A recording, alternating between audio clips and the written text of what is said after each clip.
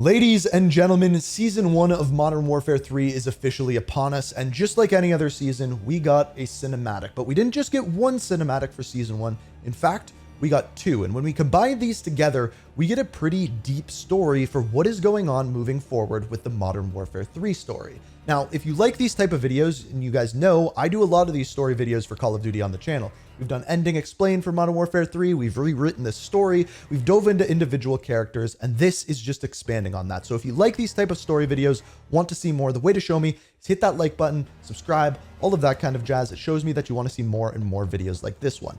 Speaking of this video, there is two things that we need to look at here. We have the story of Vladimir Makarov and Nolan, the bad guys, but we also have what is going on with the good guys. In other words, the one we're focused on here is Commander Phillip Graves and what he has done after the events of Modern Warfare 3. So how we're going to look at this is we're going to start off with the bad guys, look at what they're doing, and then we're going to dive into the good guys. I'm going to play for you the cutscenes and then break it down and explain to you what it means for the story moving forward. So to start things out, let's dive in to Makarov and Nolan. Makarov, he taught me the power of a strong idea. All it needs is a spark.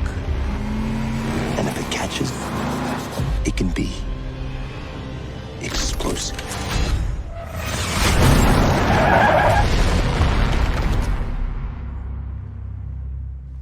Bastards thought they could contain me, humiliate me, stab me out. No.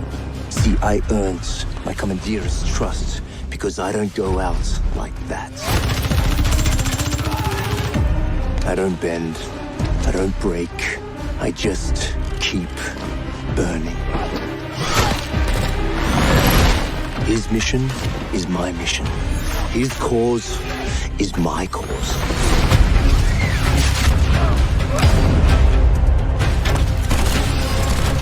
He wants to see the world aflame.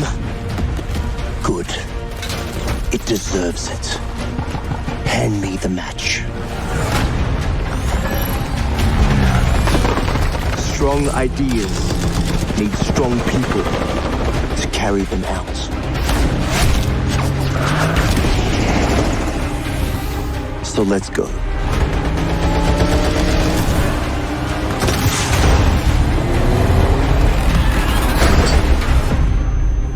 Time for us to burn it all down. Let's start some fires. So to fully understand what is going on in this cutscene, we first have to have a look at the backstory of the character in this, and that is of course Nolan. So as far as his backstory goes, it is as follows. Recently anointed as Vladimir Makarov's right-hand man, Captain Andrei Nolan executes both plans and enemies with ferocious precision in the name of igniting a long-awaited war between the East and the West. In his youth, Nolan idolized great men of history, those who had changed the world with a mixture of strategy, charisma, and violence. He immersed himself in their battle plans, strategic maneuvers, speeches, and ideas. When he was 17, he joined the Australian Defence Forces, wanting to take part in making history. Nolan excelled, becoming squad leader with a reputation for brutality and consistency. He was quickly admitted to the Special Forces of Australia, where his team conducted anti-terrorism and peacekeeping operations throughout the Pacific. Eventually, Nolan left Australian Armed Forces for the private sector, bouncing between various PMCs for years before he was approached by Ivan Alexeyev. Ivan saw Nolan as a man who couldn't be bought. His respect and loyalty had to be earned by someone worthy, with strength of will and vision. That made Nolan a perfect candidate for the Inner Circle, an ultranationalist movement led by the tactical genius called Vladimir Makarov. So a couple of points to hint on there. First off, Ivan Alexeyev is the character within the Modern Warfare 3 campaign who helps Nolan rescue Vladimir Makarov. However, doesn't show his loyalty quite as strong as Nolan, and because of this is executed by Vladimir Makarov. On top of this is the first time that we hear written down about the Inner Circle, a group surrounding Makarov of his closest men who are 100% loyal to him. And that is what we start to hear about within the Season 1 cinematic, exactly how loyal Nolan actually is. Now we continue on here when it says Nolan saw in Makarov everything he admired about the great men of the past: the strategic brilliance, the electric charisma, and the capacity to enact change through violence. Nolan carried out orders with his trademark efficiency of viciousness, and Makarov took notice, bringing Nolan into his confidence. After Makarov's incarceration, Nolan and Ivan and the other Inner Circle members joined a PMC group called the Coney Group to sow the seeds for Makarov's return to power. In securing Makarov's freedom, Captain Andre Nolan's unwavering loyalty earned him a top spot for Makarov's most trusted advisor and enforcer. He will faithfully ignite as many fires necessary until the war between the East and West finally explodes. So, now that Ivan has been killed, Andre Nolan is now the right-hand man to Vladimir Makarov. Now, what's weird here is within the campaign, we capture Andre Nolan. However, in the cutscene here, they end up showing us an interrogation chair, a chair where seemingly Andre Nolan had been held by Task Force 141 or the other members of the good guys, we will call them. However, it seems as though Nolan was able to escape. Now, from the cutscene, it doesn't tell us whether Makarov came to his rescue or Nolan just went and escaped himself, but he is no longer there. And from what we see, he has now escaped and has moved into Urzikstan, which is the next plan of attack for Vladimir Makarov. Now, what is interesting with the final moments of the cutscene, we see Nolan end up walking over one of the soldiers that is in Urzikstan. He walks over him and executes him.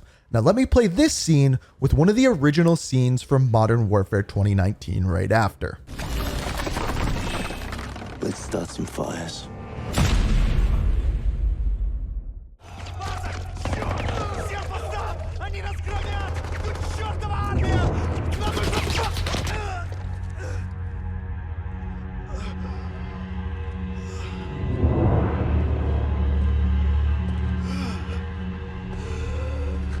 Нет! Нет! Умоляю! Пожалуйста!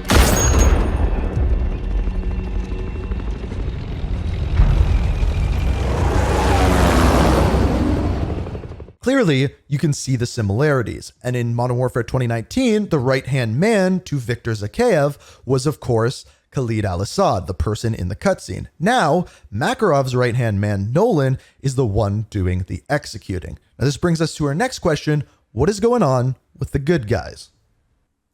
I want that bird ready in 3 mics. Relay those coordinates. There we are.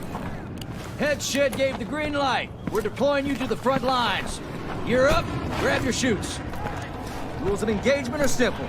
Weapons free on all threats.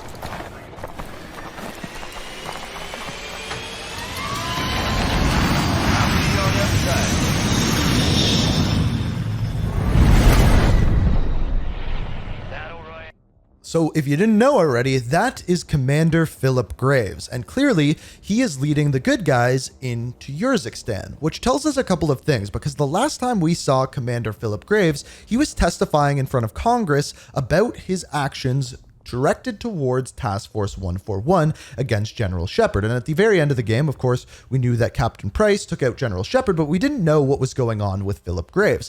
Now it seems as though he has kind of switched sides and is now working alongside Task Force 141 to fight against the bad guys, Makarov and his Inner Circle, in Urzikstan. Now the question is, why? First off, we have the bad guys side of things. So essentially, what Makarov is trying to do is move into Urzikstan and start a war between the East and the West. And throughout the campaign, he was trying to do this by framing Urzikstan for a bunch of his terrorist actions. Therefore, the world would be against Urzikstan, starting a war. Seemingly, now he is moving into Urzikstan to directly start a fight with them, but I would assume also still trying to frame them for some sort of atrocities. Now, we don't know what they are yet, because as of right now, now. We just know that he is sending in his right-hand man, aka Nolan. Now, Shadow Company, led by Commander Phillip Graves, is also being sent in to work alongside Task Force 141 to stop Makarov and now stop Nolan, because we now know that he is the one who is present within Urzikstan. So essentially, that is what's going on here. That is the update as of season 1, and I'm assuming throughout the rest of the seasons we'll be getting more. So if you enjoyed the video, you found it informative, you liked the story, be sure to hit that like button, make sure you subscribe, turn notifications on. As always, thank you so much for watching, and until next time, peace. We are real.